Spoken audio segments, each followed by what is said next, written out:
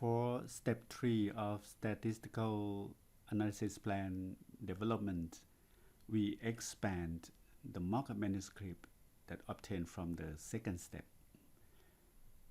to be a longer materials a research proposal. So this step is essential for the researchers who didn't have the data or the data collection is not started yet. So it will become the research proposal. But if the researcher has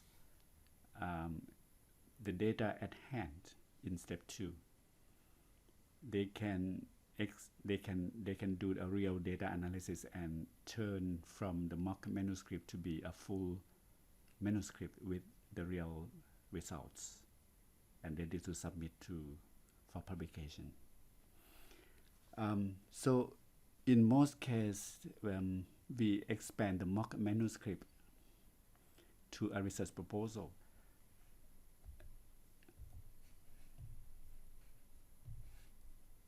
The first one, from the mock manuscript, we have a sections of the abstract in the first or second page of the mock manuscript. We then turn it to be a longer than half a page, to be 2 to 4 pages.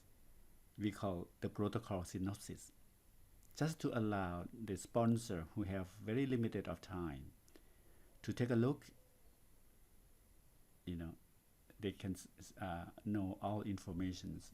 If they're interested in the protocol, they can proceed to the full protocol afterward.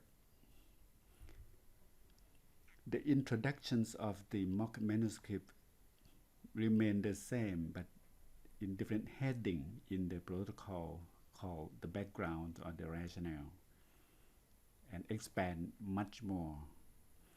For some other type of proposal, like the thesis proposal, this part might have 2 chapters. The first chapter is the introduction. The second chapter is the related literature or literature review. It can expand up to many pages, like 10 or up to 40, for example. So it really depends on the purpose when we draft the proposal. The method sections in the mock manuscript that containing the study procedure, the sample size, and also details of the statistical analysis. It's become a method section as well in the proposal, and the length of the page is quite long, like 5 to more than 10. It's really need details in the proposal to ensure that everything obtained from the study has been well prepared and validated, verifiable. So there's a lot of details here in the protocol. I use either protocol or proposal. Actually, to propose, we use the proposal, but after it has been approved by the granting agency, the sponsor, or the committee, we call the protocol. For the results sections in the mock manuscript containing the figures and tables, in the protocol there is no such sections, but instead it's the sections of budgets and its justifications, about 1 to 3 pages long. So where is this plan that we have already done for the proposal? Also, the discussions in the mock manuscript is lacking here in the proposal. But after the budget, it stopped. It it's finished. Usually we have the references just like the end.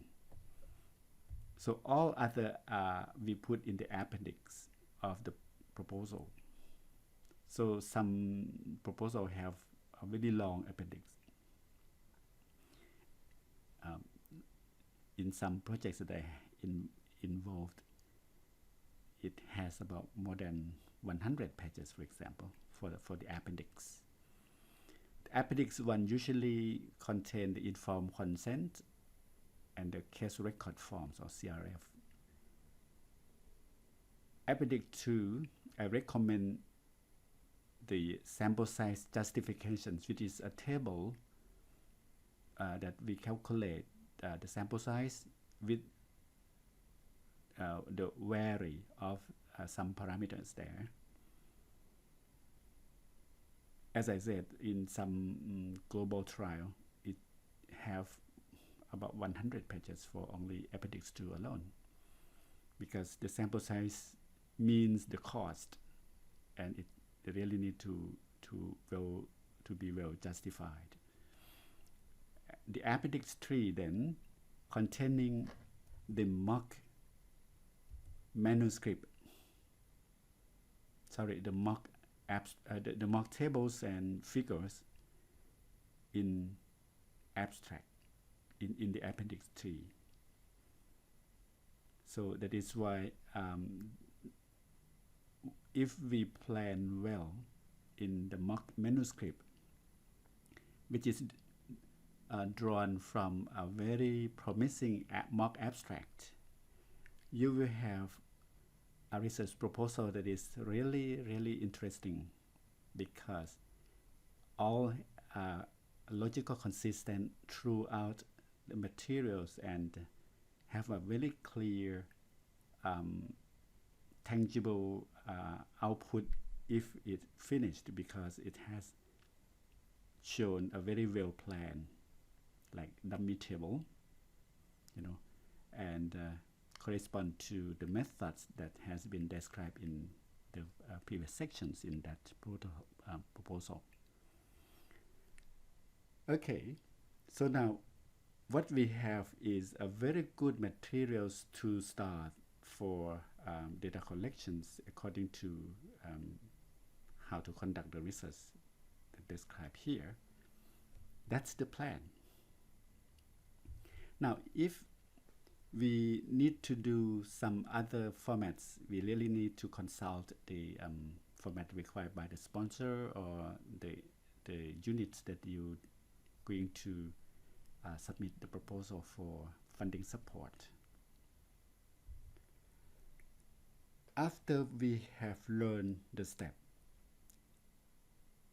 easier said than done, right? So we really need to touch it by working with it. The exercise is essential. In the real workshop, we start with this one as step 1. Draft a mock abstract, half a page. Okay. How will you start? Usually many people start to think about the research title, but at the end it seems to go nowhere. It's really less successful in my experience. So I just warn you, don't do that. Start here, the conclusion, not half a page. It's 2 to 3 sentences. Okay? It needs to be quantifiable, short, precise, and clear, as we have mentioned before, and follow the step that we have already talked. That's exercise 1. Usually the participants spend about half a day. They have a good one, very promising, this one, if they have prepared well. Some take days, some take months, but no problem, as long as you understand this step. Try it. After that, step 2, expand your mock abstract to a mock manuscript. Just like we have already discussed. But when you have a template to follow after you have a good abstract, it's not so difficult. I have seen some students very successful within a week. Some groups that prepare very well within 3 days. So this is very, very amazing. Try that. And in statistics, we really need to focus here. For those who have not strong background in statistics, we need a mentor to help. We need a statisticians as the team to help sit together and design together for the sample size calculations, for statistical analysis plan, and have a well-designed dummy figures, dummy tables in that. This is the main focus for these sections. But the focus for medical writing, I will have other more details for each section that probably in the future I will do that class. For exercise 3, also expand to the mock, the research proposal, the real research proposal, just like we have talked. Let's try this, and then you will have a very good grasp in how to prepare the statistical analysis plan based on practicing the real research.